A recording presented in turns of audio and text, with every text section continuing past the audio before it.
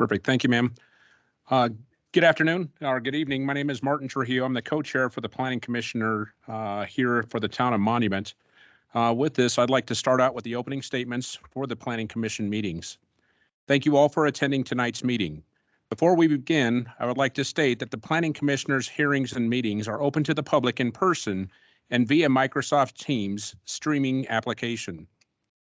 Note that all meetings or hearing information can be found on the Town of Monument's website. The Planning Commission's role is to conduct public hearings and to make recommendations for the Board of Trustees about land use matters in the Town of Monument, and each commissioner agrees to a non-partial, objective, and fair review.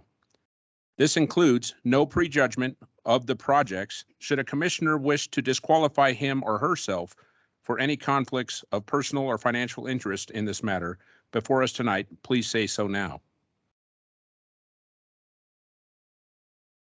Additionally, for those who are attending tonight's public hearing/meeting via Microsoft Teams, if you wish to speak during the public portion, please ensure that you utilize the option to raise your hand and have your computer microphone ready to turn on.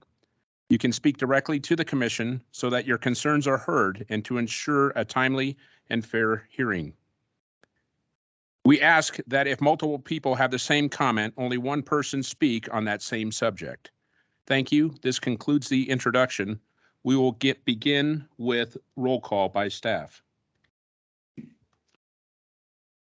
Okay, Chairman Chris Wilhelmi is out. I will start with Vice Chairman Martin Trujillo. Here. Commissioner Danny Hours. Here. Commissioner Eric Like. Here. Commissioner Sean Zernikow. Here. Commissioner Kathy Green. Here. Commissioner Ray Egley. Here. We have a quorum. Thank you, ma'am. At this time, folks, if we would please stand, face the flag, and pledge of allegiance. Pledge allegiance to the flag of the United States of America and to the republic for which it stands, one nation, under God, indivisible, with liberty and justice for all. Thank you. At this time, request an approval for previous Planning Commission minutes or meeting minutes from the commissioners.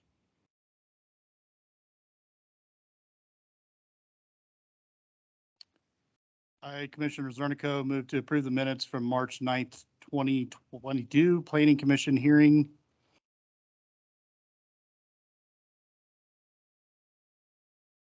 Okay. I second the motion.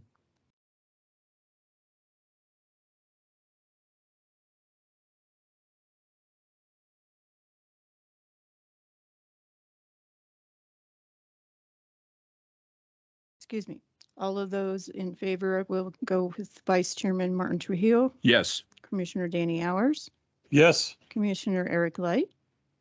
Yes. Commissioner Sean Zernikow. Yes. Commissioner Kathy Green. Yes. Commissioner Ray Egley. Yes. That is a vote of 6-0.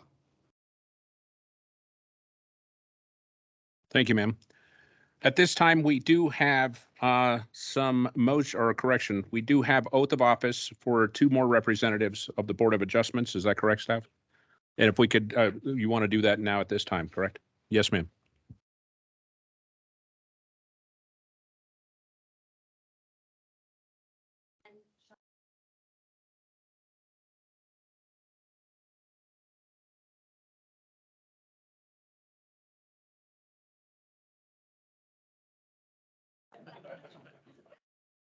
And can you please just read the oath of office and then you officially Board of Adjustment member.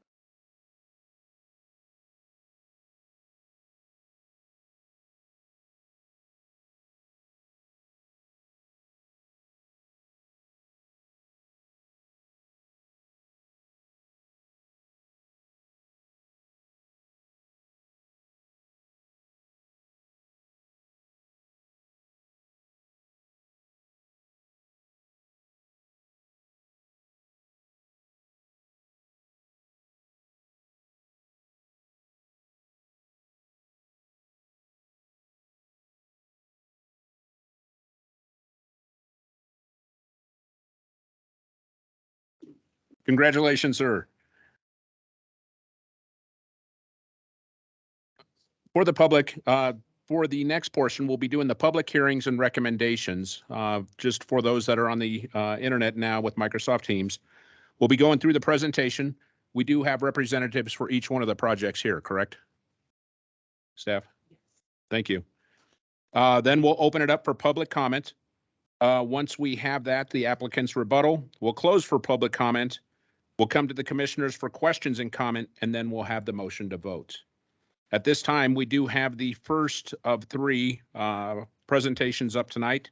First one is the Connexus Phase 1 Preliminary PUD Plan, Major Amendment Number 2. And I refer to staff. Yes, good evening, commissioners. Tonight it's for Connexus Phase 1 Preliminary PUD Plan Major Amendment Number 2.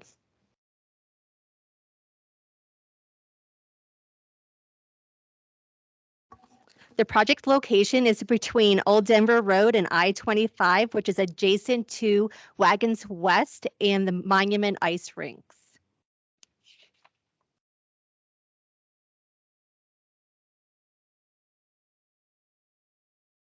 The Connexus Preliminary PD Site Plan was approved by the Board of Trustees on February 5th, 2018.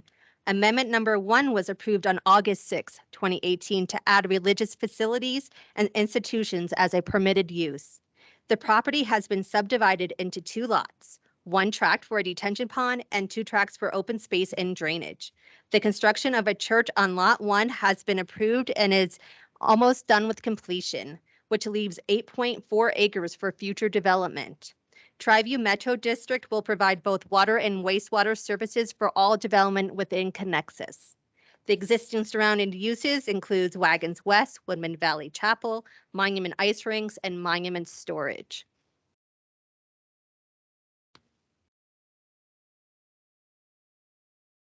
A major amendment to Connexus Phase 1 Preliminary PUD Plan to add industrial standards and other minor changes to update references from the town's current Land Development Code, Chapter 18. When this first came to Planning Commission and the board for preliminary Phase 1, it was with our old Land Development Code. And the standards that the applicant has wished to add to their plan, which mirrors the recently approved Connexus Phase 2 and 3 preliminary PUD plan. And NES, Andrea Barlow with NES will go over those improvements and adjustments to the preliminary plan when she presents after I do. And staff recommends approval of Connexus Phase 1 Preliminary PUD Plan Major Amendment Number 2 based on the staff report findings that the proposed major amendment is in conformance with the review and approval criteria of a major amendment as outlined in sections 18.03.470 and 1803.450D of the Town of Monuments Municipal Code. And up next, Andrea Barlow with NES will be presenting.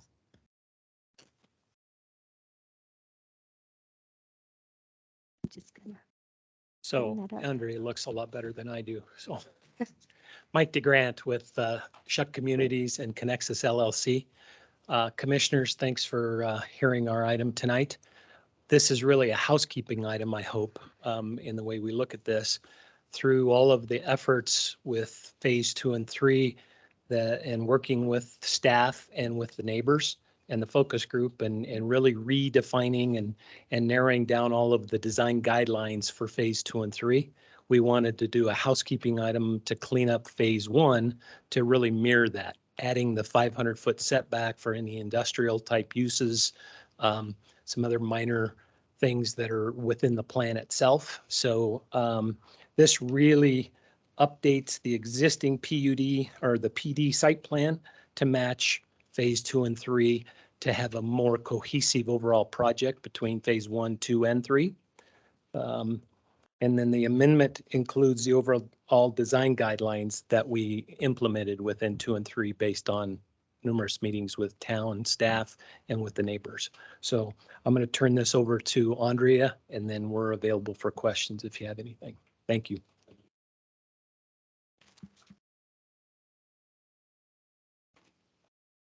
Thank you, Mike. Andrea Barlow with NES, representing the applicants. I have a brief presentation, and Debbie's covered part of it, so I won't go over too much. Do I need to switch this on? Is it on? There we go. Not going. I could click it for you. Yeah, go There ahead. you go. There you go. So location Debbie's already described. It's between Old Denver Road and Santa Fe Trail and I-25. The new Wagons West development is immediately across the street, as well as the Monument Ice Rink and Trails End residential just to the north on the opposite side of Old Denver Road.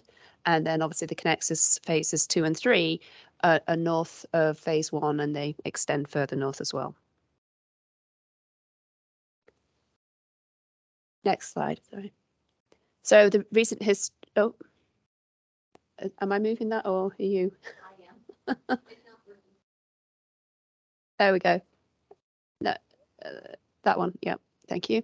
So February 2018 is when we got the initial plan approved. It was a rezoning of the Regency Park planned industrial development zone. So we did rezoned it to PD with a more limited range of uses, and we accompanied that by a preliminary PD site plan.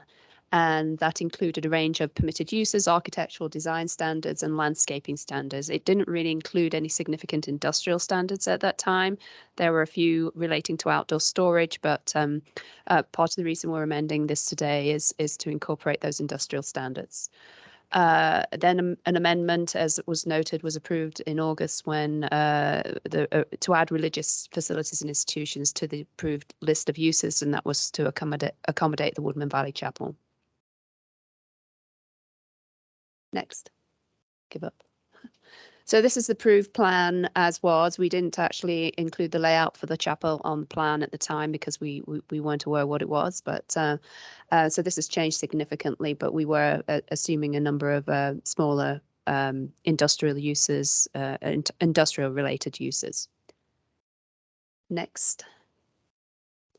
So this identifies the uses. So they were primarily like I say, the industrial uses that were previously proposed, but we also incorporated a small element of retail into the approved uses, as well as restaurants, to create more of a mixed use environment.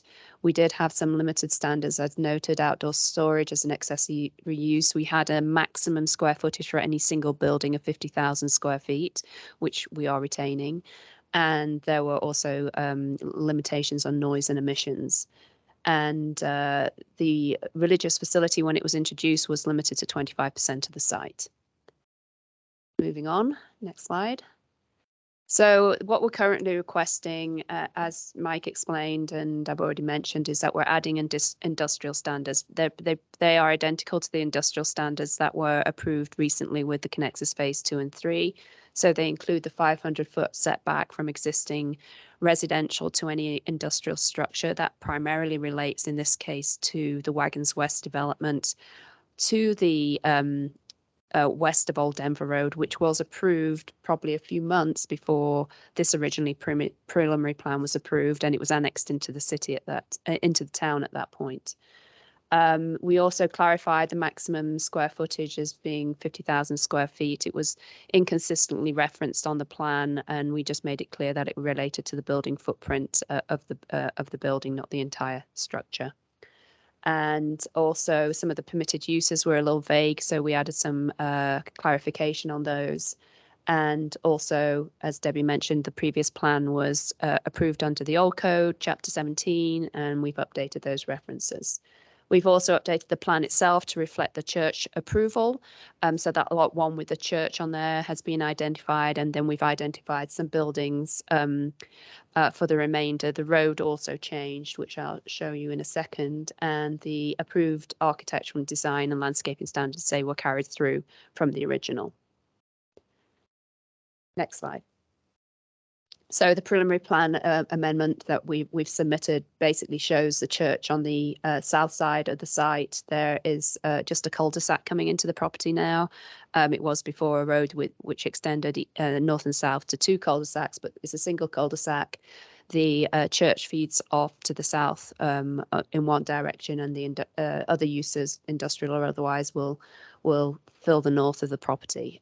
We've identified, for just context, of what a 50,000 square foot building would look like. And with that, we show a couple of other buildings that could be accommodated as well. Next slide. So we haven't gone through all the preliminary plan review criteria, just those that kind of we think are still relevant and that may have been affected. We're still keeping the 2 open space areas to the north and south around the creek area, so we're preserving those natural features. The permitted uses that we identify will provide a variety of development per the preliminary plan criteria. And the church is already under construction, and the remaining area will provide an additional range of uses beyond the church use, because that was limited to just part of the site. We are proposing a mix of uses. There isn't any residential in this development, but we are proposing a mix of commercial, light industrial, civic and office uses as part of this plan, which is consistent with what was previously approved. Next slide. And then adequate, having regard to relationships and buffering, that's one of the primary reasons we incorporated the industrial standards and the 500-foot buffer. Those standards evolved after significant discussion with neighbours and staff, so we felt it appropriate to carry those forward. We didn't include any limitation on the size of an industrial building in the context. We had a different limitation, I suppose, is what I'm saying, is that we already had a 50,000 square foot building, which is much smaller than anything that was contemplated on Connexus phases 2 and 3. So we just stuck with that smaller limitation. I keep pressing this next slide. And the comprehensive plan, the property zoned, not just zoned, but shown as a land use designation of mixed use on the comprehensive plan. We are obviously providing a similar mix of uses moving forward to what was originally envisioned, and we're still maintaining those north and south drainage ways as open spaces, which is consistent with the PR land use designation, which is park trails and recreation. So with that, we just feel that it is generally continues to be consistent with the preliminary plan review criteria and also the comprehensive plan. There's nothing significant changed to affect that compatibility. Next slide, which will be the last one. Yes, I'm happy to answer any questions.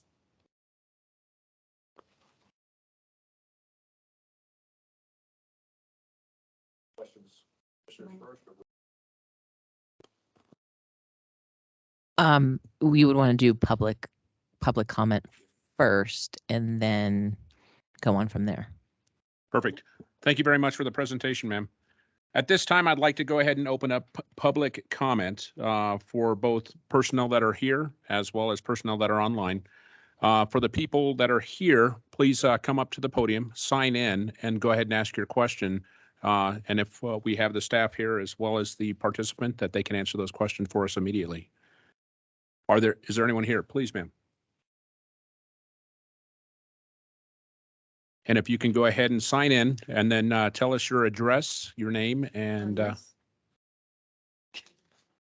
you go. Okay.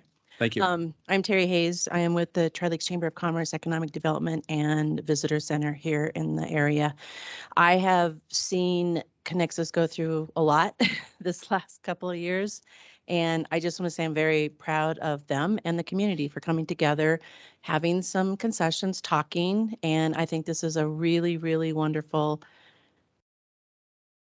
conclusion, kind of, not really conclusion, but you know what I mean? It's just been really good that they have come together and done this. So I do recommend that you guys approve this. I think it is great. It's great showing that our community and developers can communicate and work together. Thank you, ma'am. Are there any other public comments regarding the Connexus 2 project? And Teresa, do we have any hands online? Oh, Mr. King, I didn't see you behind you.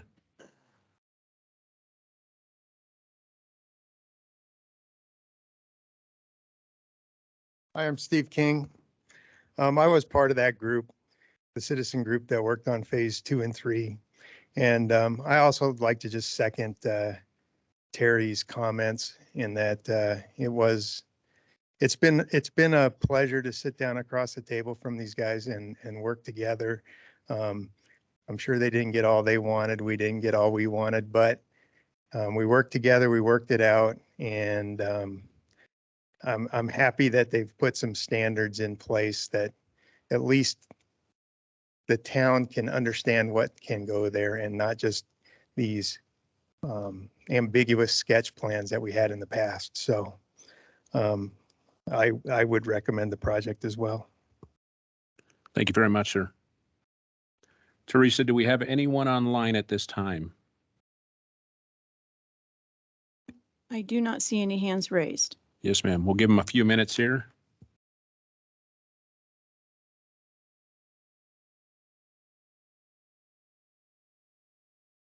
Or a minute. And no other questions, comments here inside the room. At this time, what we're going to do is open this up for commissioners' questions and comments. At this time, do we have any questions or comments from the commissioners? Ma'am. Andrea. I have really been struggling with defining this as mixed use because there's no, that I can see, and I maybe you can explain this. I don't see any integration of mixed uses. I see you're dividing a large piece of property with housing here and light industrial here, and there's mention of some retail and other uses. Mhm. Are those really going to happen? And if they really are going to happen, is there anything that's going to ensure that kind of integration? So if you can go back to my slide on the comprehensive plan, Debbie. So the mixed use area on the comprehensive plan is more extensive than just this property. It extends, as you can see, across the street to include the residential that's already occurred, the industrial land, and the monument ice rinks, and this. I understand, but that's not really how you define mixed use. Well, it isn't. That's where I was going. In the terms Yeah. of the comprehensive plan, it's just a broad mix of use. It's not suggesting what you're thinking of is a vertical mixed use where the mixed use is integrated into one building. That's not the intent of the comprehensive plan's definition of mixed use. It's looking at a more generalized mix of uses in a broader area. Because if you have a mixed use in that broadened area, you're never going to get that kind of integrated mixed use in terms of them being in the same building. It's too big an area to accommodate that level of mixed use, and that's not the intent of the comprehensive plan. I don't think the intent was to bring in uses outside the mixed use designated area. That's okay. So it will all be light industrial. No, it's probably not going to be light industrial, Okay. or certainly not all of it. There are, like I say, there are a range of uses that were introduced into the zoning when we did the rezone back in 2018 to move it away from the pure industrial zoning that it was previously to integrate a wider variety of uses, including retail components. We had envisioned, and this still may be the case in some of the buildings, that you could have what we'd call a flex space, where you would have a building that had a 5 to 6 smaller units, which could flex in and out of different types of uses.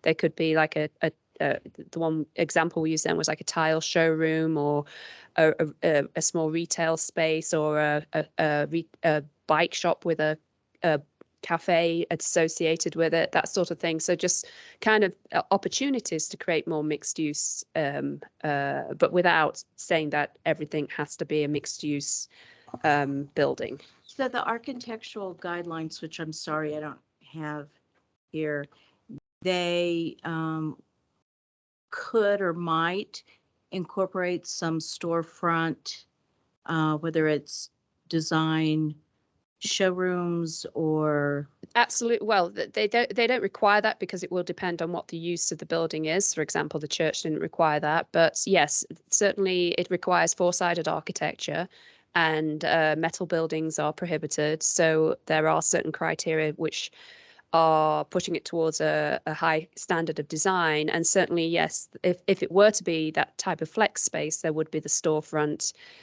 So one side would have the storefront type elevation, and the rear would probably have the roll-up garages, and that could incorporate anything, like I say.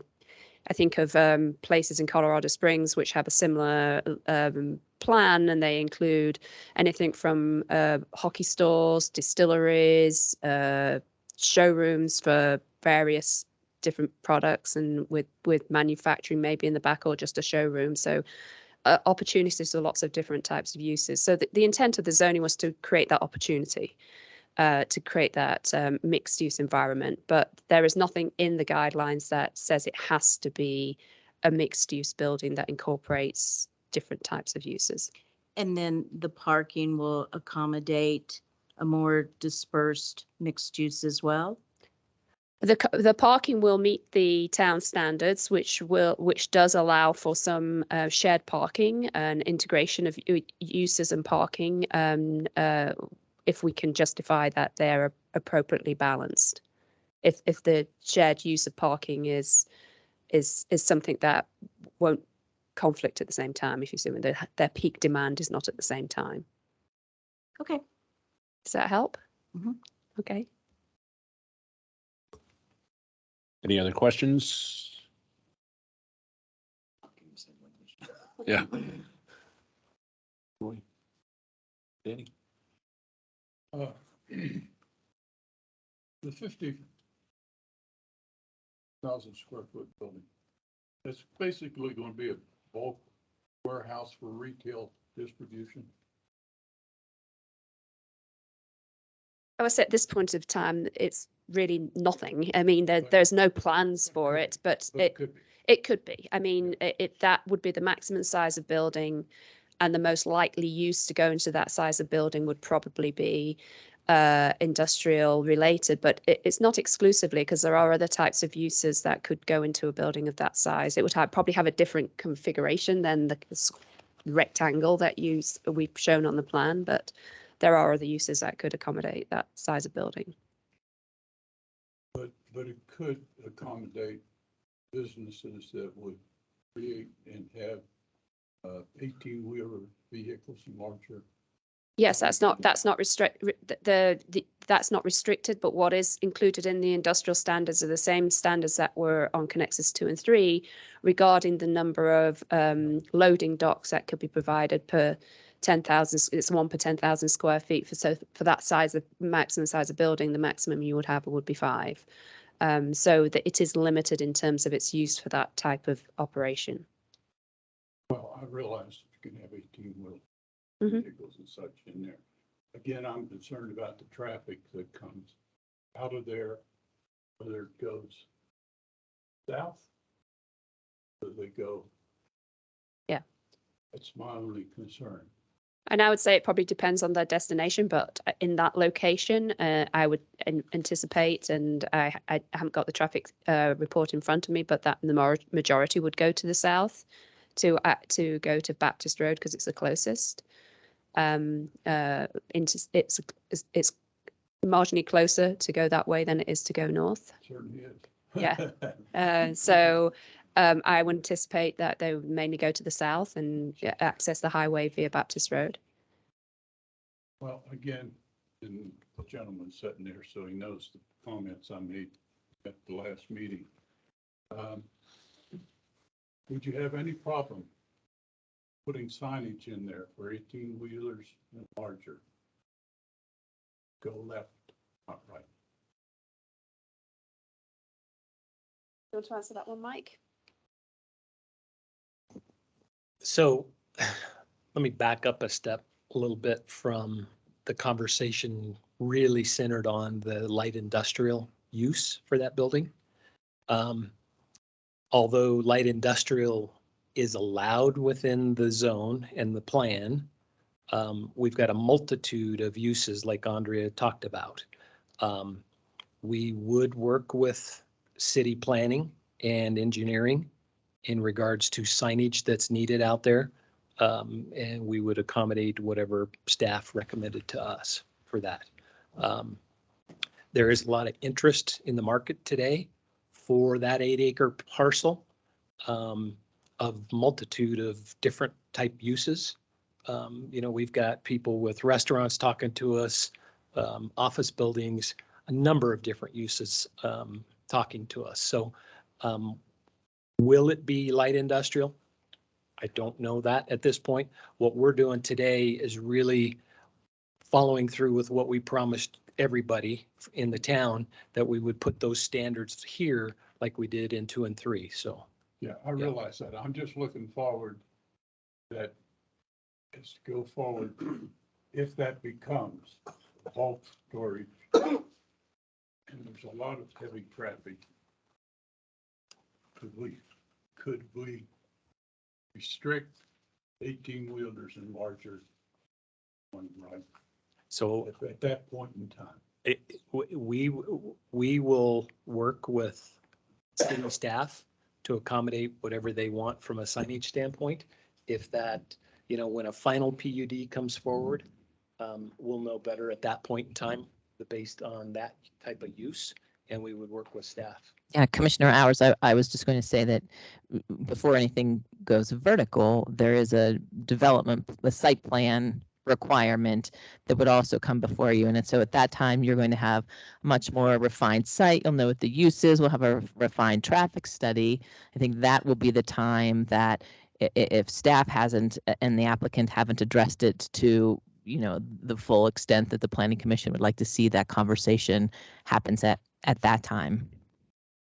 At final PUD. That's kind of what that's what your comment was the last time, related to will you address at the final PUD? And I think I feel like I'm having deja vu. We agreed that staff, and Debbie's here, so she'll make sure that gets relayed, that staff is going to look at that and make sure we have those conversations with the applicant when we know who that user is.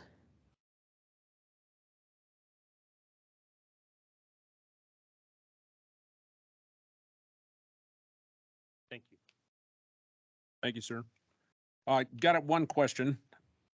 With the minor adjustments, the request for all the amendments and the requests here, those are all set in Connexus 1 and 3, correct? 2 and 3. Okay. I'm just looking at the building modifications not to impact more than 20% of the building footprint. Is that inside 1 and 3? Or 2 and 3, sorry. What's that? In it here, it says, building location to change, modify, or adjustment shall not impact more than 20% of any building footprint. Oh, that's our town review criteria. Correct. Right. So and I guess my question is this, let's say the building's at 500,000 square foot. They changed it, 50,000. It's maximum. Yeah. Let's go 50,000. They change it by 10%. I mean, that's allowable. At what point can they change it?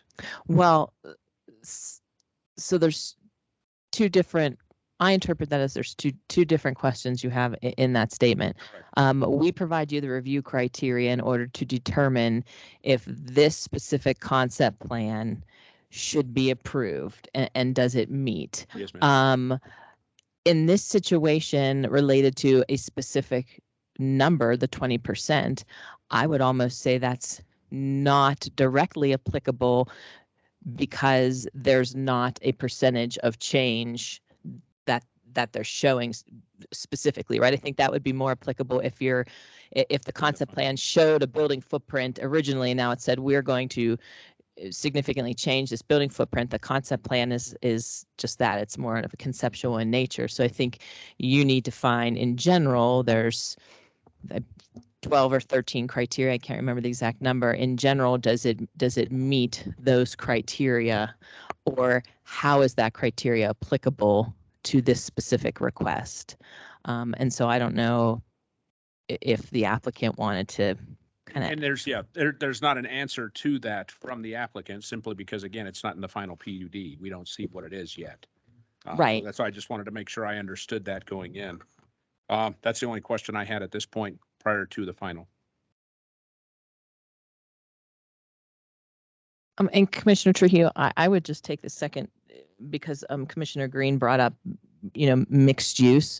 I was looking at our definitions in code, and I don't know if Commissioner Green, if you've seen the definition, but our code also defines mixed use, and it says means development of a lot, tract, or parcel of land, comma, building or structure with two or more different different uses. And then it goes on to state what those specific uses are. And so I would just say that the land development code also contemplates that mixed use doesn't necessarily mean multiple uses in the same structure. This actually contemplates a lot, tract, or parcel of land with more than one use, designed together could also be considered mixed use. Correct. That's all the questions I had, ma'am. I didn't, sorry about that. No, please. I didn't, mean, just don't think mixed use means you pull things across the street, say, there's the housing and there's the ice rink. That's what I was saying is not mixed use. I don't,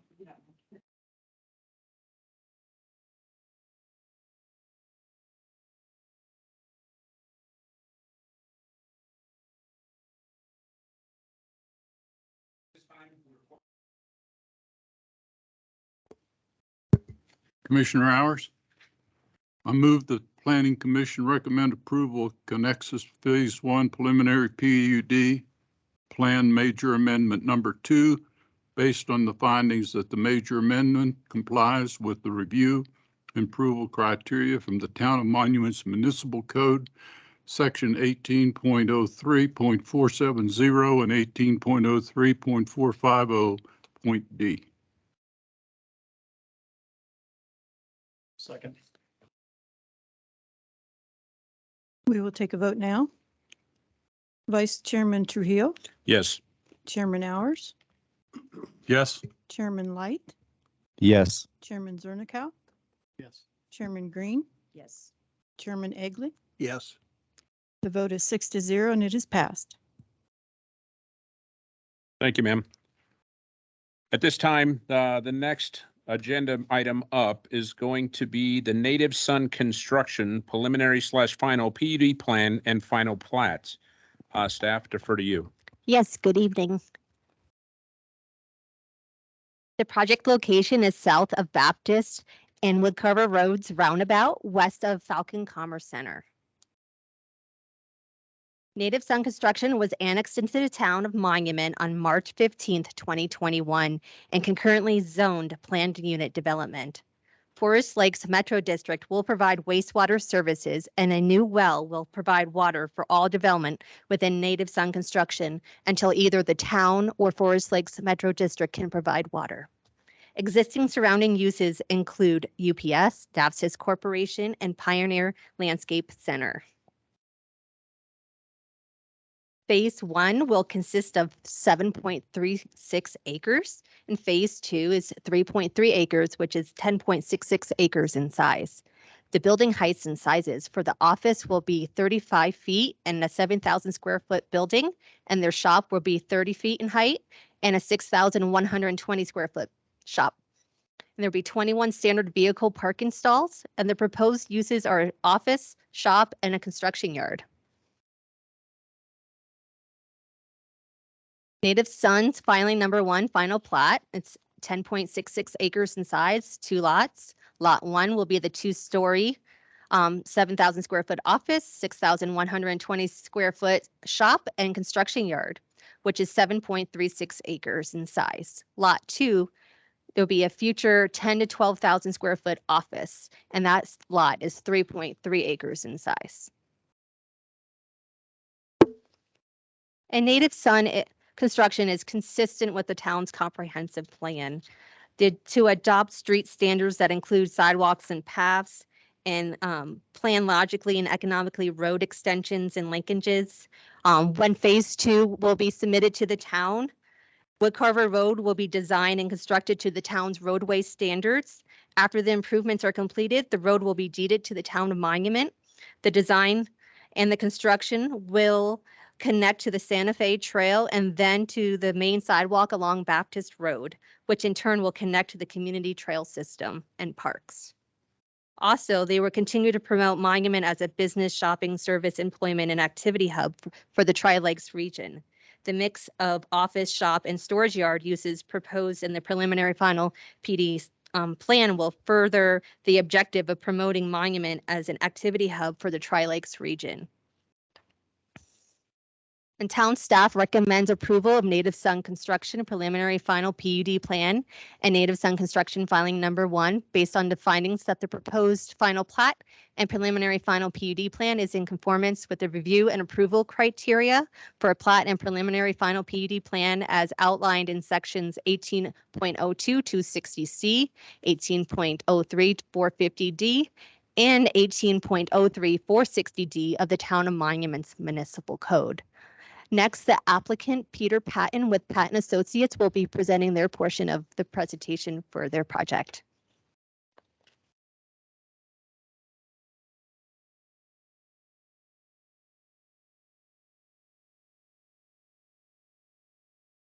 Ernest, you got that floor. I saw very briefly and then I'll. Thank you, sir. Thank you, commissioners. I am the president of Native Sun Company, and this has been a big step, a big project for us. And so we're looking forward to a yes vote to move our project forward. This has been a 2.5-year process, and we're kind of a small outfit, so we're glad to be a part of the town, and we are glad to bring this before you all, but we strongly encourage that we would sure like to get this ball rolling, get this rodeo on the road. So I'll turn it over to Peter Patton, and we look forward to being a part of the program here. Thank you, sir. Thanks, Ernest. Peter Patton with Patton Associates, local land planning firm here. Also here this evening is Chris Day, who is the civil engineer on the project, in case you have any questions regarding that. And other representatives of Native Sun are here as well. As Ernest mentioned, it's been a long haul. About a year ago, as Debbie mentioned, we were here and we received the approval for annexation and the rezone to PUD. So since then, we've been working on our plans for the property, and we're happy to be here tonight to present those to you. So are you flipping the? Yeah, just say okay. next slide. If I want to use a laser pointer, is that the screen you guys? Yeah, I don't want to blind anybody back there, so I guess we'll just do our best. Okay. So I'll try not to, Debbie did a great job, by the way, and has done a great job for a couple of years working with us on this. So I'll try to rip through these so we're not, spending time with repetition. Here's the property in the highlighted yellow. It's triangular, 10.6 acres. And then there's a flag all the way to the north there where it says Woodcarver, which now intersects with the new Squadron Drive, which is part of the Falcon Commerce Center development. So unique thing about this site, as you'll see as we go forward with the site plans, is that Woodcarver Road is actually on the property. It's a private road that's part of the property. So you see that flag there, that's literally Woodcarver Road that is part of the property. It's not an easement or anything or a public road. So that makes it a little bit unique. So new to our surroundings is the new UPS parcel and development, and obviously Falcon Commerce Center. And then there's county land to the west and south. Okay, Debbie. What we've got out there today is a vacant piece of ground on the northwest there. You see a lot of that, the steeper topo lines. And so there's a hill there with some trees, and then the rest of the property is pretty flat in the middle there. At the risk of, we've got, oh, it doesn't work anyway. that takes care of that. There's some wetlands in the middle there where there's a couple drainages you can see coming in, and there's some wetlands that we've had delineated, and they'll be preserved. So next slide. Go back real quick, Debbie. You can see Woodcarver Road, the darkened line there. Okay, so that is literally on the property and provides access and has for decades, to the NAVSIS office building that's to the southeast. Okay. Fits really well with light industrial. It's designated as light industrial, obviously fits really well with what's going on around there. So I just thought I'd throw that in. This is very consistent land use with our surroundings. So next. So here's our site plan, and then we'll zoom in a little bit. But I wanted to point out that we've got two accesses. So there's an access that's going to be on the far upper left on the northwest, where Woodcarver comes down, and currently it takes a sharp 90-degree turn and goes across the top of the property. We're going to come and continue Woodcarver down on that west part of the property, and that will be an access for our office building, which is the building on the left of the plan. And that will that access then will have a driveway up there to the office building with some parking there. And then the other building, as Debbie mentioned, is the shop. That is the lower building to the south that is part of the construction yard. And there'll be an access for the construction yard. I mean, it's an access for the whole property, but primarily for the construction yard right off of Woodcarver in the middle there. You can see it's a wider access because obviously you're going to have larger vehicles coming in and out of there. And so why don't you, and then the lot 2 on the right part, as Debbie mentioned, that is vacant. It's going to remain vacant. It's a future, we're dividing the property into 2 lots. It's going to be a future phase. So no proposal on that. So if we zoom in a little bit, you can see the office with the parking around it and the drive up to it. And then you can better see the access off of Woodcarver in the central part of the property that comes in and will access the construction yard. And then the shop is kind of a drive-through there one way. We've got a full spectrum detention pond for drainage. And we're preserving the wetlands, which is and the trees, which there's some beautiful trees on the right there that will be preserved. Okay. Utilities, as Debbie mentioned, we're going to do a new well, which is down to the south of the office, to the west of the shop, where the end of the kind of blue line is. That's in that area of the well. And then I just highlighted in where the water line is going to go to the shop and the office. And then for wastewater, we're gonna tie into the Forest Lakes existing line that goes that is north of the Santa Fe Trail, as shown. So we are close to getting our license agreement with the county to cross the trail. The line will go under the trail and tie in. So that will be our wastewater plant. Okay. Debbie mentioned the final plat. I just highlighted, there's a couple things here. So the green highlighted triangular parcel is lot 2. Again, we're just dividing it at this time. Possibly future office building there, but that will go through the process, development review process at the time that's proposed. The numbers are there in the table on the acreages, but I wanted to point out with the final plat on the far north upper part of that drawing, you see the little rectangle yellow highlight. That is the northerly 200 feet of Woodcarver Road on this property, and that is being dedicated to the town of Monument with the plat. So that's been discussed for a year and a half and was part of our annexation agreement, literally. So that gets executed now as part of the final plat. And that all had to do with Squadron coming in.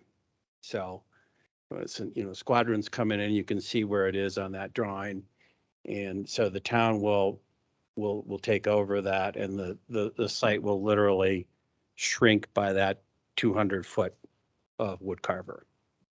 I think I got one more slide, and this is the last one.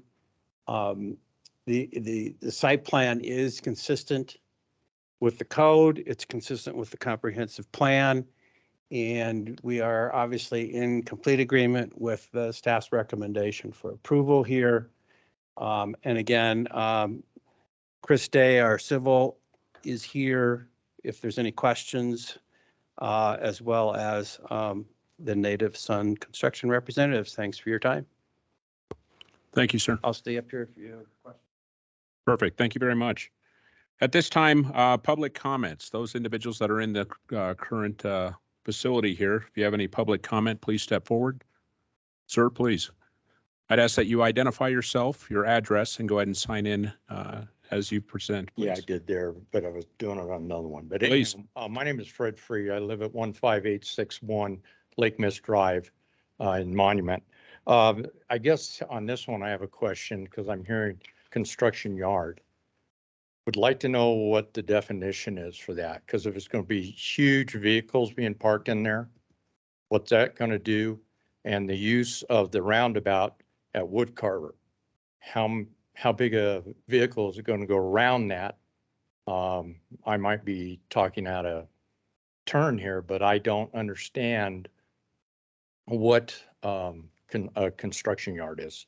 And because that area right there, right off of Baptist and up through there, if there's going to be heavy vehicles going through there on that roundabout, that's going to be an additional problem for the traffic that we have there already. Yes, sir. Thank you very much. Staff, if I can defer to you. Oh, sorry. Applicant, if I can defer to you. Please come on up. Come on up to the microphone if you would. The specific question as referenced is what is the term or what is the definition of a construction yard?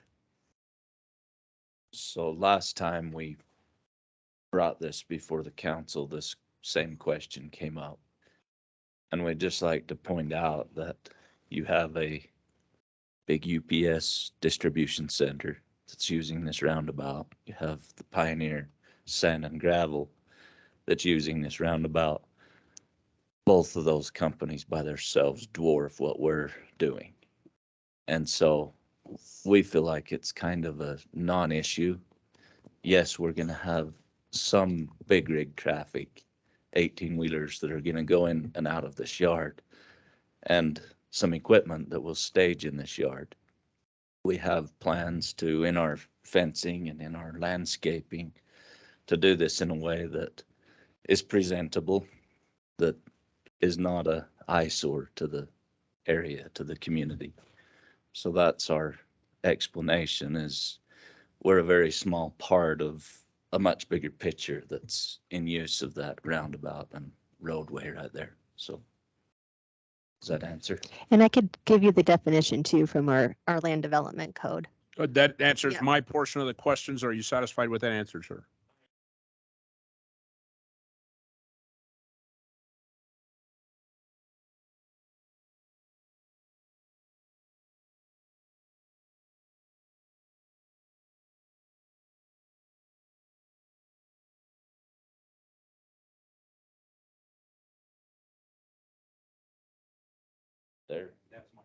There's going to be some construction equipment that comes in and out of that yard. That shop, that's what it's for. We understand the concern and maintain it in a way. But to say that we're not construction yard, we're not a big city. The equipment that will come in and out of there mostly will come in to get me. So that's That's our plan. Thank you, sir. Please. Definition. Yes, ma'am. Sorry. The Land Development Code's definition for a contractor shop or storage yard means a building or part of a building or land area for the construction or storage of materials, equipment, tools, products, and vehicles. Thank you, ma'am. Yep. At this point, do we have any other public comment in the room? Ma'am?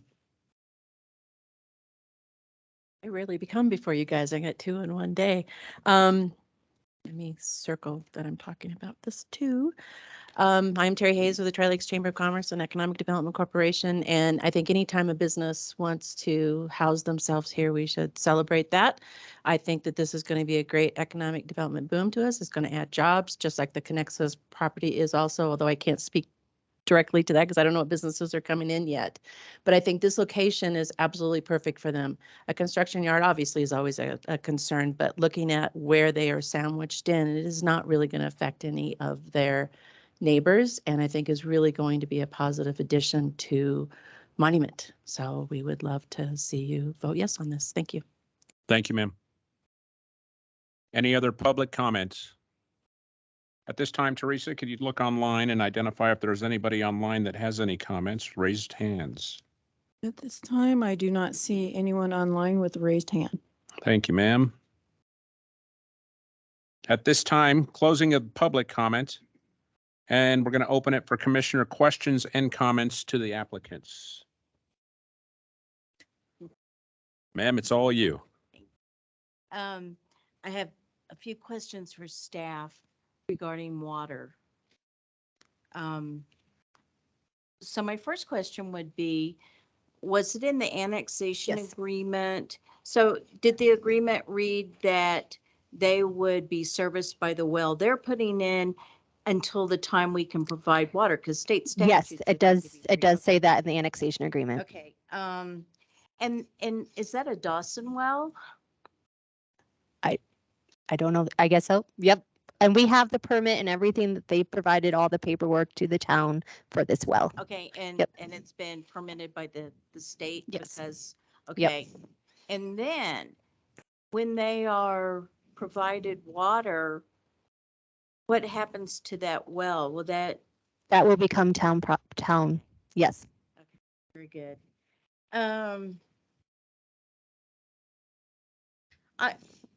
I have one more thing. It's kind of small and it's a comment. It's really not a question.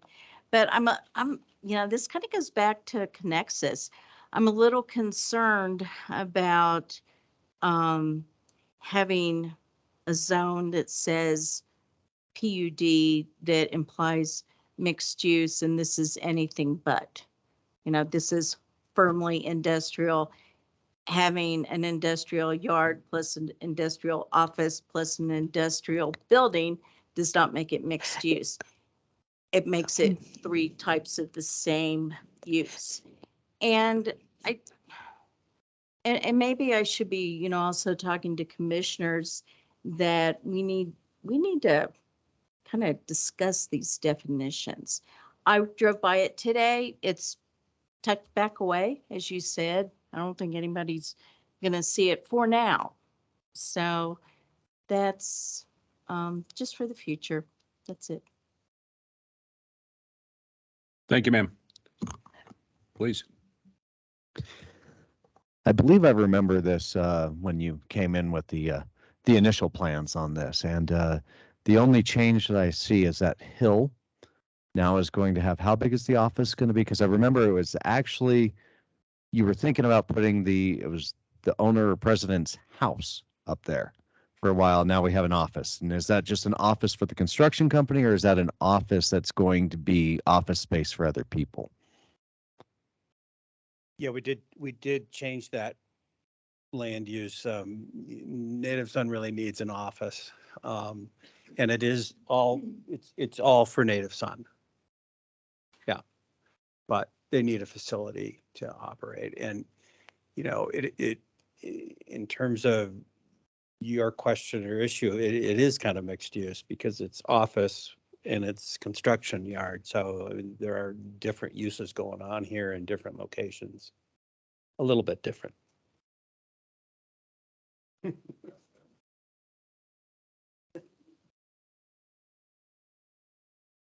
So not really related to the approval, but I'm just curious, is this going to be your primary location or will you have a secondary location as well?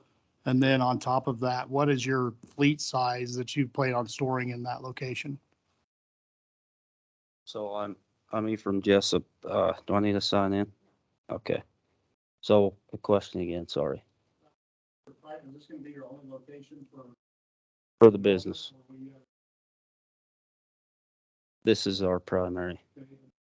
What's your expected fleet size? Yep. Fleet moving all over around time, but what's your fleet? So we currently just have one semi with a low boy and a flatbed trailer, and that's our whole fleet. But as far as the equipment? Oh, as far as the equipment, we have a couple skid steers, 2 or 3 excavators, and a loader. They're most of the time on projects as they need maintenance, they'll be brought in. I can see at the highest we'll have 2 pieces there, maybe 3, but nothing big, a big fleece in there. Yeah, correct.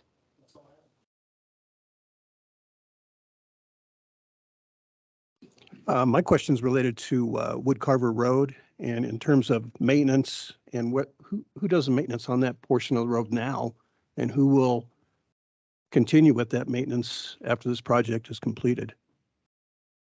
So as it sits now, NAFSIS has been maintaining that road for all these decades. We are going to take over complete maintenance, and we've agreed to hold it to standards and all that stuff. Our plan is, as soon as we're ready to start construction, we're going to go in there and do a 1-inch overlay over that whole area and keep it all nice, crack sealed, swept, whatever. And then we'll share snow plowing cost with NAFSIS, whoever we decide to hire. When we go to the second lot 2 or whatever development, like was stated, we'll be upgrading that to a regional collector or whatever the code is, and then that's dedicated to the town of Monument in the future. So. And you've already had those conversations with NAFSIS? Correct, and yes. They're on board? Mm-hmm. Okay. That's all I had.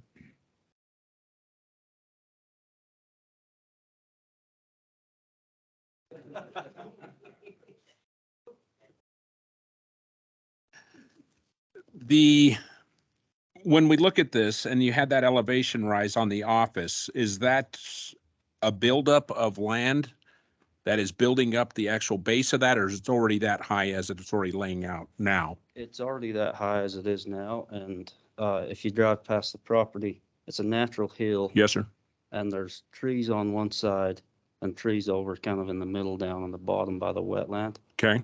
So the plan is to cut the hill down and kind of tuck that office right up against those trees. And it's, I don't know if we have a picture of the building, but it's a nice fancy, we want that thing that the backdrop is the mountains and the trees, and we're trying to just hide it in there with the trees. But that is a natural hill, and we'll cut that down and fill out the middle of the property.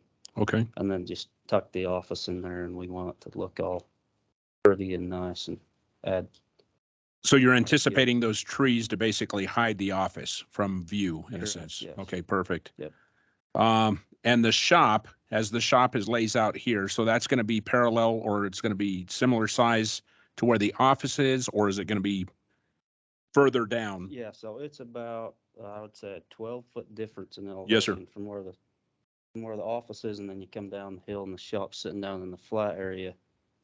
And we'll have the access down around the back that can pull in and go through the shop.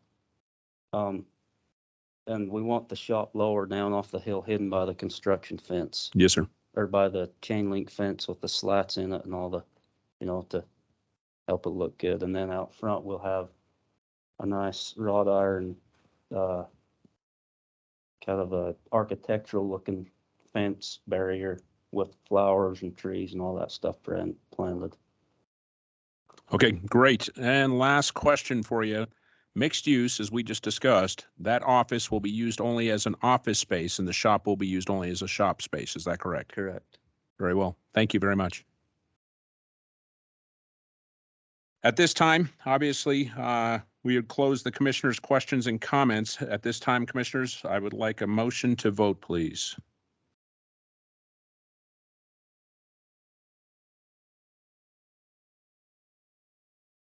Commissioner Hours.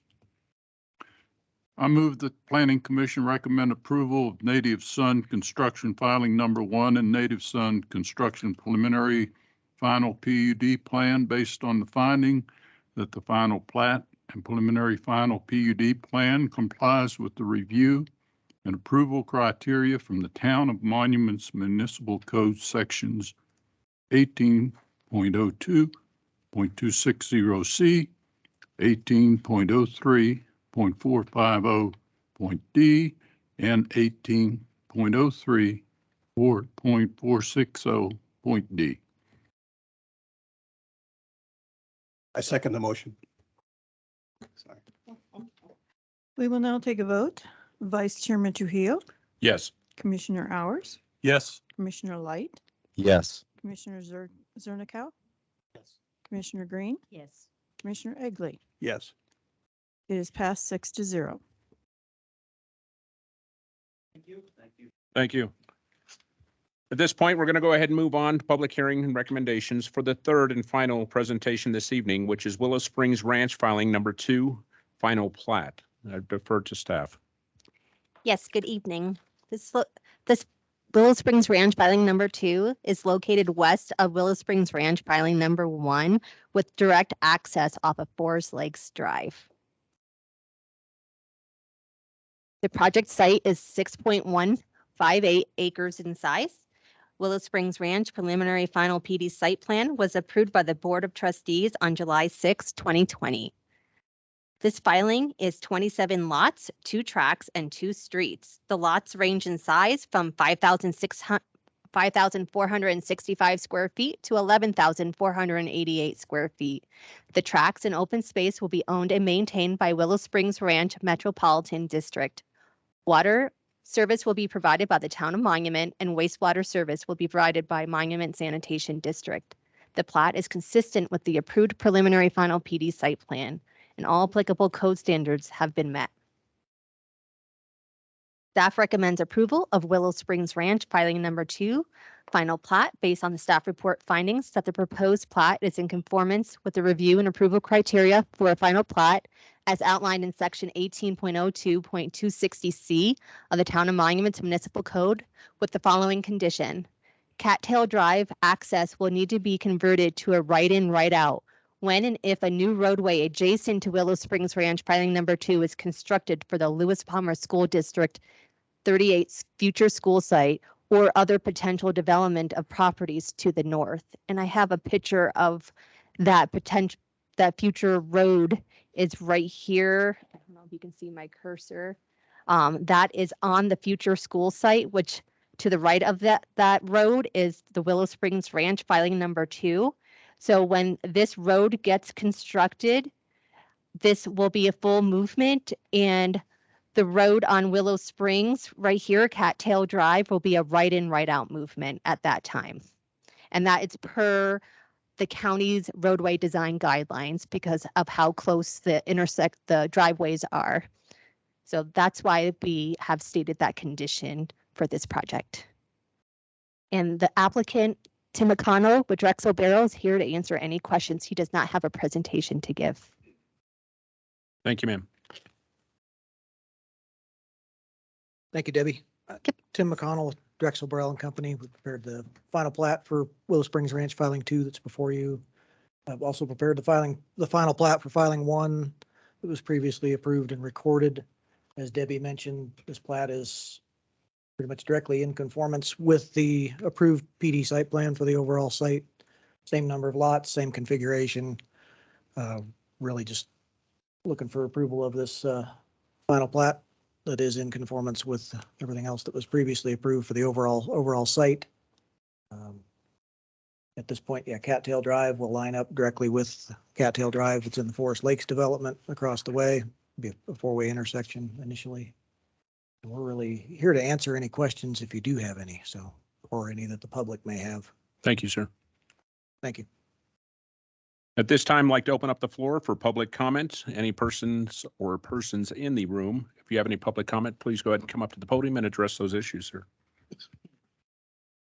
Again, my name is Fred Free. I live at 15861 Lake Mist Drive in Monument.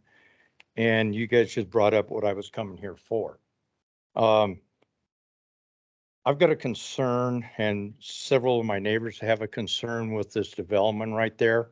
I may have misunderstood what you said today about, what was it, Cat Hill Drive. Right now, going into that new development, there's Willow Ranch, there's Mount Broom, Amber West, and the possibility of another street coming on to Forest Lake. That's going to be 4 access areas within 3,000 feet. Now the traffic, you'll understand, I keep repeating traffic issues and concerns. This one here, already at Amber Wheat, there's a blind spot coming up a little hill right there where you lose the car. If you're coming out of Amber Wheat and the car's coming down Forest Lake, you lose it for about 2 to 3 seconds. Doesn't sound like much, but it can become an issue. And if there's going to be another, I guess, intersection across from Channel Island to where this other street's going to happen, we're going to have even more issues with safety concerns there. And additionally, if the school goes in later on, you're going to have a lot more kids going around that area. And right now we have several curves that come down Forest Lake that is right in that general section, right by the pump station and everything else. So those are my concerns. I would like to see, and talking to some of the neighbors, we'd like to see that a 4th access not be put in there. And that's my big concern. And if I can right now, I don't know if this is the place to say it, but right now we would, as a neighborhood, we would like to see a little assistance with the construction that's going on, because we're constantly picking up trash that's coming out of the current development.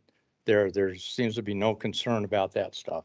And I've pulled out several things. I'm just bringing that to the attention now, that as we go through the developing of this area, that we at least take into consideration the living area that we live in right now. And I'm right off of Forest Lake, so we catch a lot of that. But the primary concern is those access onto Forest Lake. Thank you. Thank you, sir. Are there any other public comments in the room? Please, sir, come on up. Go ahead and sign in, identify yourself and your location of residence, please. My name is Chris Jube, Jeub. My location of residence is 16315 Rickenbacker Avenue. Thank you.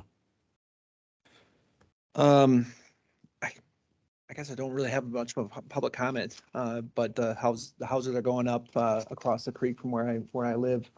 And I guess I'm not that disturbed by it, but the only, I'll just cut to the chase. Rickenbacker, there's 6 people who live on Rickenbacker, and I'm just concerned over that ever being developed through and connecting with Willow Springs. That's kind of the most important thing on my mind, is that it doesn't. We like our neighborhood, and I talked to the neighbors and everything. We kind of like it nice and quiet down there. There's only 6 houses on it, and it would really create a traffic coming through. Has there been any discussion about that property coming through at all? There's been discussions, and that's why the road that was as a condition up here, let me go back to that screen. This is on the future school site, and that's a potential road for future property development for the school and for any properties north of there, like the Rickenbacker area. if that gets developed, this road will come in and be a full movement access. Connecting to Rickenbacker? Yes. Okay, and that's been discussed or? It's what's that? if development happens, that's what this road is for. If development happens and if the school needs the road there, this road will come in. And that's why there's a condition. So Okay. commissioners and citizens, what I can tell you is that we have had a pre-application meeting request for additional annexation off of Rickenbacker. And with that potential for annexation, the potential developer needed to go and speak with El Paso County because Forest Lakes Drive is an El Paso County roadway. The town of Monument has not taken over Forest Lakes Drive at this point. While we have been asked, we have pushed back on that and said that there's, you know, at this point, more county trip traffic on Forest Lakes than there is town trip traffic, and we will need to look at that in the future. With the pre-request asking about annexation for development of additional homes off of Rickenbacker, there was determined to be this roadway right-of-way that Debbie has. Is that the right-of-way adjacent to the school that Debbie shows here on the screen? There was some right-of-way that had been there for quite some time, Mitchell Avenue. There's some roadway right-of-way that connects up to Rickenbacker, and there's some coordination needed with the school. El Paso County and the town both said, hey, we can't really vacate any right-of-way until we know what's going to occur for development adjacent to Rickenbacker. So what I could tell you is these are all just discussions. Nothing's been formally submitted, but part of the town's process, and El Paso County follows a similar process, that if development does move forward or if an annexation request is made to the town, neighbors within 500 feet are notified. We post that on the town website, and it's similar for El Paso County. So if it does move forward with denser residential development off of Rickenbacker, you would find that you would know by notification and potentially a neighborhood meeting. So right now it's just. Right now, it is just not known what's going to happen. There are some larger ranchettes off of Rickenbacker, and there is some interest in converting those from single-family residential to a denser single-family residential product. But again, we don't have any details to share because at this point it's all just pre-submittal, talking to the town and El Paso County related to access, roadway capacity to Forest Lakes Drive, where the appropriate accesses need to be. Other than what's approved already in the site development plan for Willow Springs, which is what this final plat is part of, everything else at this point is speculation, which is why staff brought the final plat forward. It mimics what was approved as part of that Willow Springs development plan. But if something else happens in the future, El Paso County is going to control and potentially restrict access points in this stretch. Thanks. Thank you, sir. Any other questions or comments on the personnel that are in the room here today? And Teresa, online, please. Oh. Yes, sir. Yes, sir, please.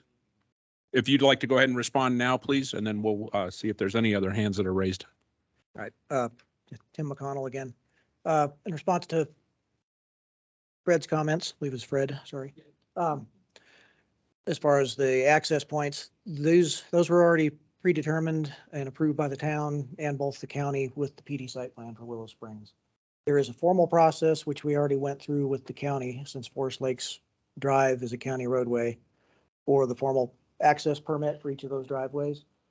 The first three were already approved by the county. This one's in the final process of being approved currently.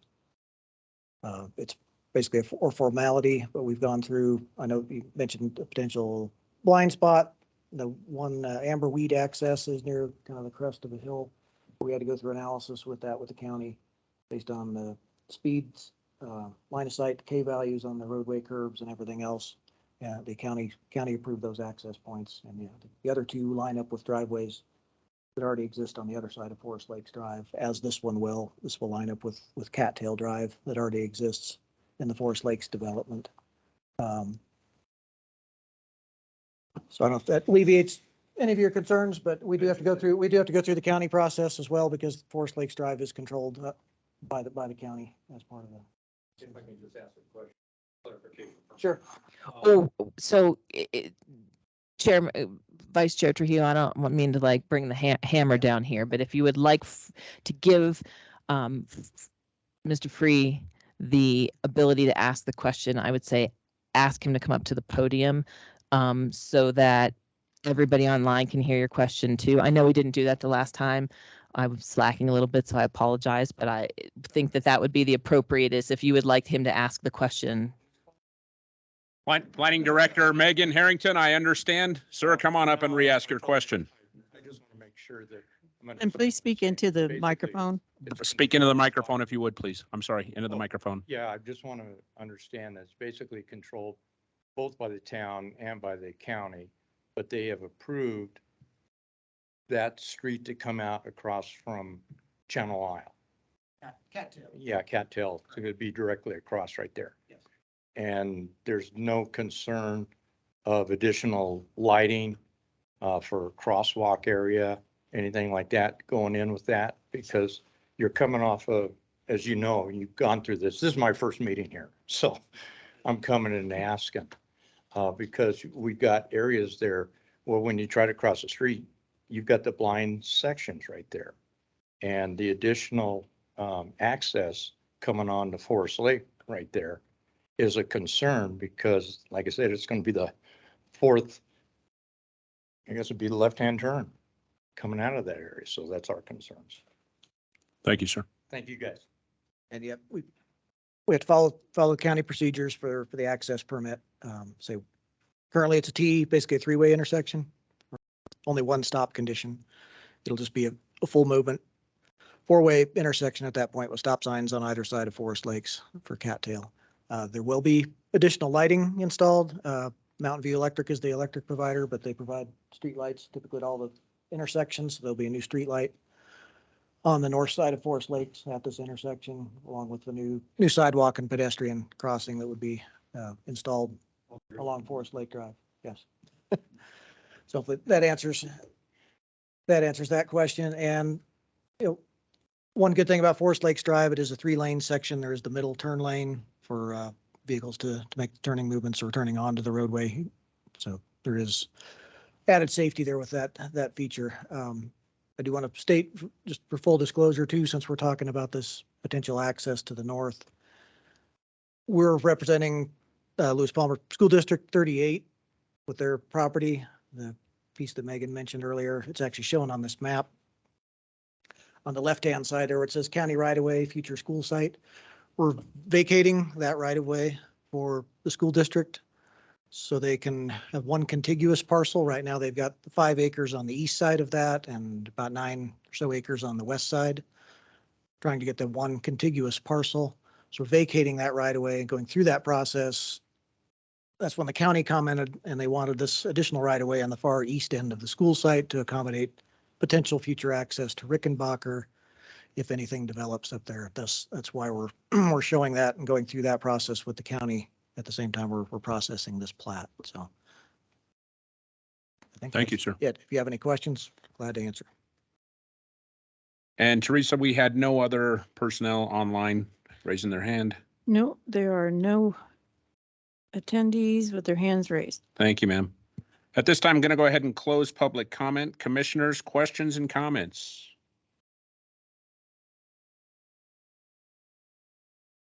Any? Any? 2 in a row now. Holy. One question for you here with that District 38, where you locate the area there where we see it in the depiction here. As you stated, that area to the west of that, you're trying to make sure that that stays for the schoolhouse, and you're going to go ahead and continue to build, if it's approved, on that proposed area for District 38. Is that correct? That possibly is a potential plan? Still in discussion. It's not platted. Not sure which area you're talking about. In this depiction, yes, we're looking at it and what says District 38 Future School on the left-hand side. Nope, nope, in the yellow up there. Nope, go up left. Yes. Yes.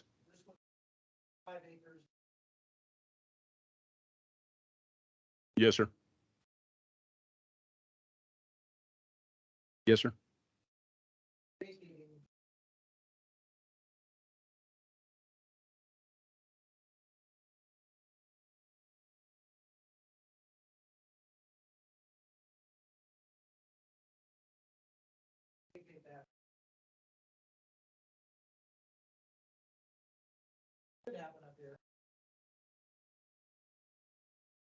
Yes, sir.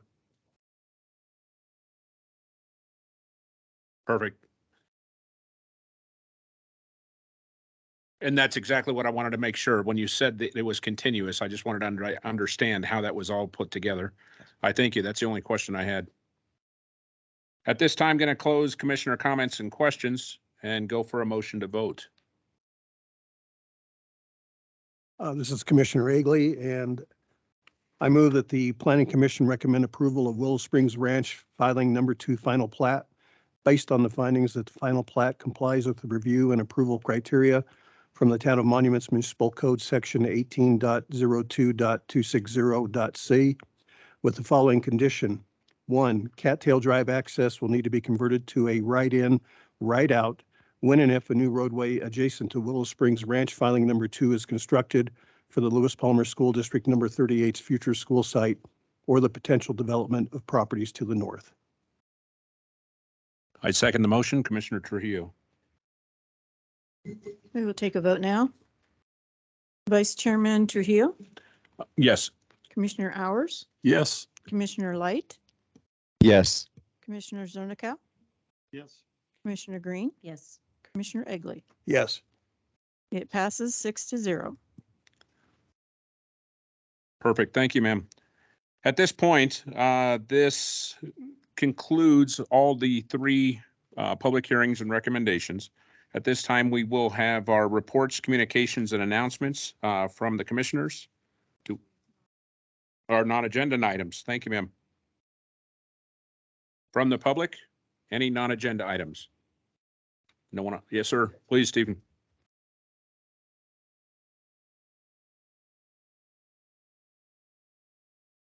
I'm Steve King. So I just want to talk about some stuff going forward. And I'll try to keep it brief, which is hard for me. But anyway, so the town is predominantly planned unit development zoned, which is basically a developer can ask for whatever they want, and it becomes its own unique zone district with its own rules and regulations. They ask for those because the zone district isn't specified or because they want to change it. They do that for flexibility in the code so that they can go outside of our code and increase the density or reduce the setbacks or increase the heights or whatever.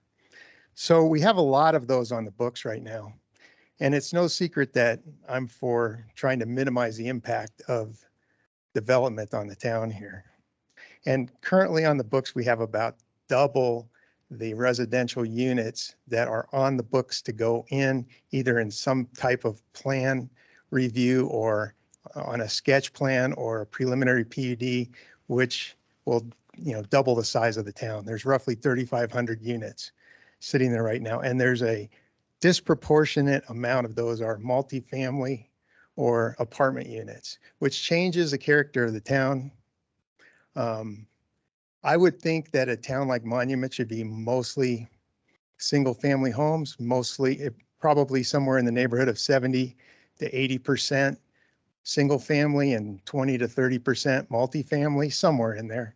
But with what we've got on the books right now and what is existing here, because right now we're at 80-20, just to give you an idea, we're going to be about 45-55. So 45% multifamily and apartments and 55% single family. The density is getting more and more. We've got some 25 unit per acre apartment buildings. I think our code speaks, or a comp plan, one or the other, speaks of somewhere in the neighborhood of 20 units per acre for apartments. And the single family lots are getting smaller and smaller. I mean, we've got some that are under 4,500 square feet. So my position would be, we need to start pushing for some less dense developments. I'm also a little bit concerned with some of this commercial property that we have in these PUDs, because some of that zoning has a lot of different uses. And I don't think there's a big demand for commercial zoning like retail or anything like that with all the online presence. So I'm afraid they're going to come back to you and ask for multifamily or apartments, more dense uses. And that ratio is just getting too far out of whack.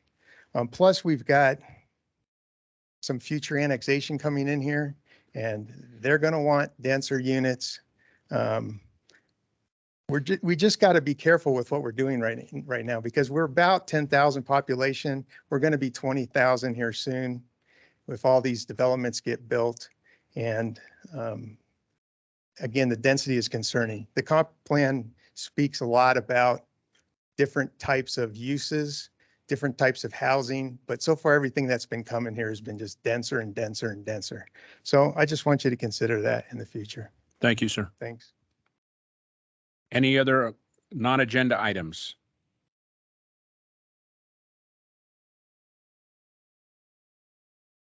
All right, at this time, looking at our next agenda here, it now is reports, communications, and announcements. Is that correct? Yep. Thank you, ma'am. What's coming next to you is going to be the industrial standards at the next Planning Commission hearing, and possibly 2 other land development projects.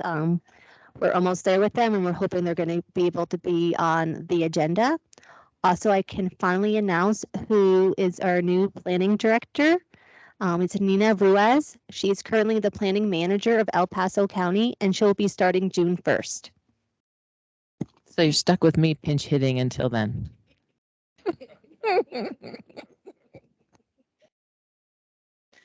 And I'm also finishing out the industrial design standards as well. And those are posted online, that we're on draft 3 now. So that's a legislative item. If you're interested in going on the website and reading all of that, discussing it amongst yourselves or with any other decision makers, since it's legislative, you have the ability to do that. Any other reports, communications, or announcements from the commissioners? Denny? I've got a question. I'm glad that Director Harrington is still here to help respond to this. Looking forward, well, I'm like he is. I don't necessarily agree with everything he said with regard to density, but we do need to be looking forward on what we can do in the planning of our community to ensure that we have the kind of community people want year in and year out. So I want to talk to something and then ask you a question. Is there something that we can do in this town of Monument in the future to prevent this? You go up to the commercial district that we have and drive from Solano Coffee down to the parking lot, down to the post office, and you've got more rut holes than you have asphalt. And you have a developer or an owner that apparently has no concern whatsoever. So I'm not trying to talk about how can we correct that problem. That's a different issue.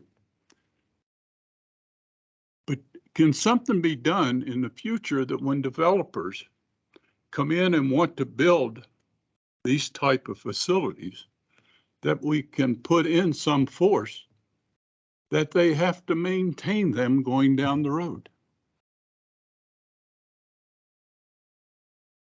Commissioner Hours, actually, to your point, Debbie is working on finding solutions for the existing issues at that particular shopping center. There is language in the code related to property maintenance and lack of property maintenance being a code enforcement issue. I think the town is reviewing that that language in the code and determining kind of what options we have to force their hand in property maintenance. But as far as moving forward in the future related to that specific concern, typically what we would see is a cross parking, cross access joint maintenance agreement that is either separately recorded with a commercial center as a separate document, or noted and referenced on a site plan or specifically a final plat. There's typically a business association or some type of document that says everybody that accesses this is responsible for it. Because in that situation that you mentioned, those drive aisles are half on one property and half on the other. So they're not public right of way. They're not separate private streets, right? They're just access drives that split the lot line. So half is one property owner and half is the other. And so they, it's on their property. They have some responsibility for it. But I don't think moving forward, you see that issue with the proper documentation, and the staff, at least that is here now, looks for that documentation and asks those questions. I can't say what was going on previous, or if that was recorded. We as staff are still looking for that documentation. Oftentimes it's recorded separately, and it's just a matter of finding it and then reminding the owners that they are held party to that documentation. Well, yeah, and I know trying to fix the problems there, and God bless you, Debbie, if you can get that done. It's been my nemesis since I've started, so I've been working on it. Going forward, I think, going forward, what kind of things can be put in place that Debbie doesn't have to deal with those kind of things after the fact, or your replacement years down the road, whatever. May I butt in a little? And Debbie, you may want to call me. I may have information for you. Oh, that happened definitely. before probably anybody in this room was here. I did the same thing you were doing. I had to look up old cases to figure out why that happened and why it was in such bad shape. And that was, those properties were developed by one person who got basically, went to a council meeting and begged and said, I cannot put in your road standards. And at that time, the trustees said, well, put in what you can, but we're not going to take it over until you do it to town road standards. And that is all in their minutes, and you can see the back and forth. But to your comment, I don't think that happens anymore. I mean, that happened long before I moved here, and I haven't seen anything like that since. I think that was an anomaly, and I think it would be difficult to see that repeated. Yeah. My point is just, we can say that, but I know that people that develop property and are here today, and 30 years from now, there's a whole different group of people representing them, and there's nothing in place, or there should be something in place that still permits the town of Monument to say, get it fixed. So Commissioner Hours, to that point, I mean, I agree with Commissioner Green, but there's also nothing that says that the code couldn't be amended to add something into the parking section of code.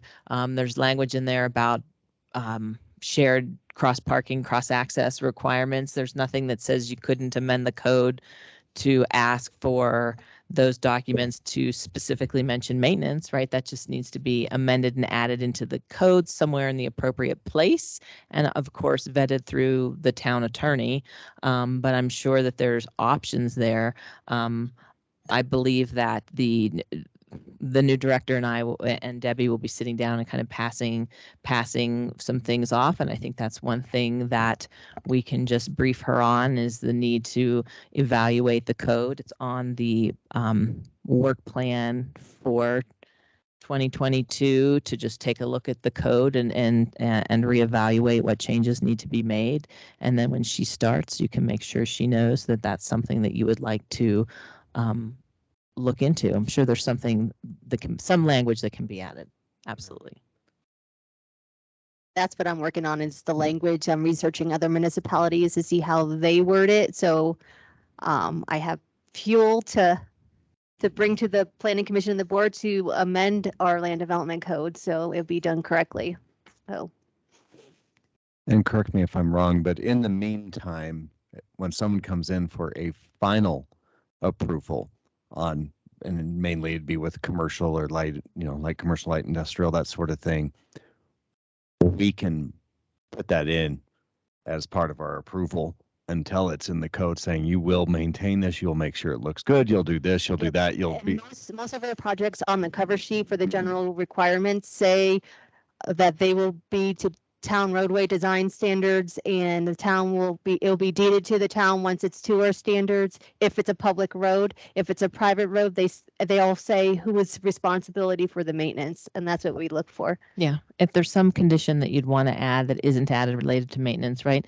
Those criteria that we always put in front of you are so general, you could pick them, and it talks about safety, and it talks about maintenance of property, what the property looks like. You can say, hey, we feel that, this condition needs to be added related to maintenance in order to further it meeting these, review criteria that talk about, I can't remember off the top of my head, but you'll have them in front of you. And so I would say always tie it back to your review criteria.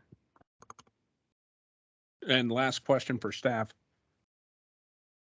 With most of the construction that's going on in northern Colorado Springs, we're starting to see PIF as a contentious issue, property improvement fund that is incurred by the residents or by the consumer. How does PIF look here in Monument with the substantial growth that we're talking about in the future? Is it in the code?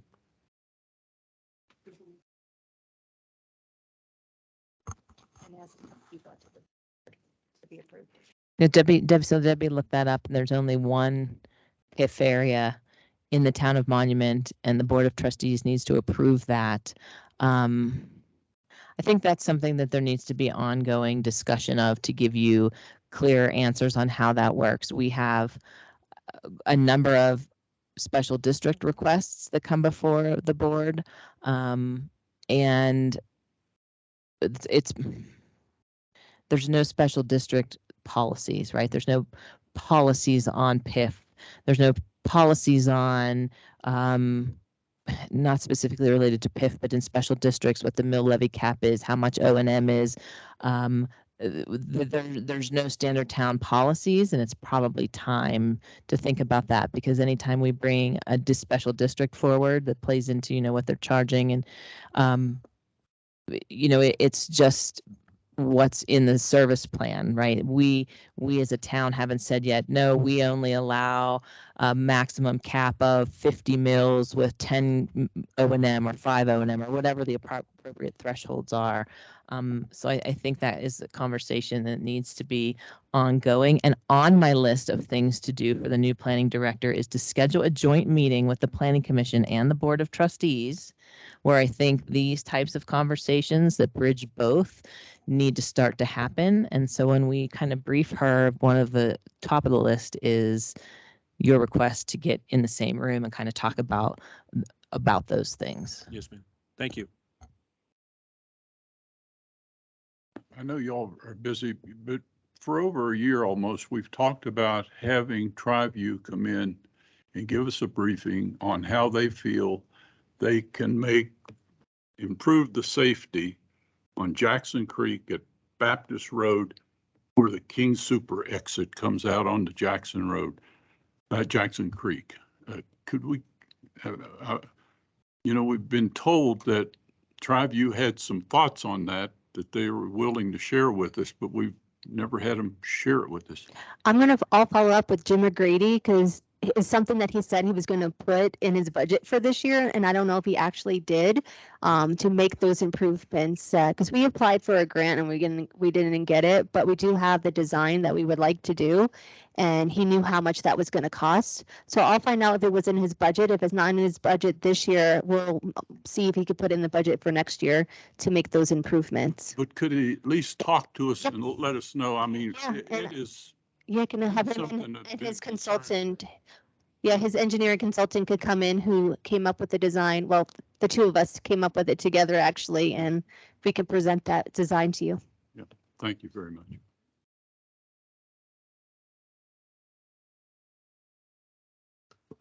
All righty. Thank you, folks, for coming. That adjourns our meeting for the Planning Commission meeting for today, April 13th. Thank you for coming. I had to smack that thing.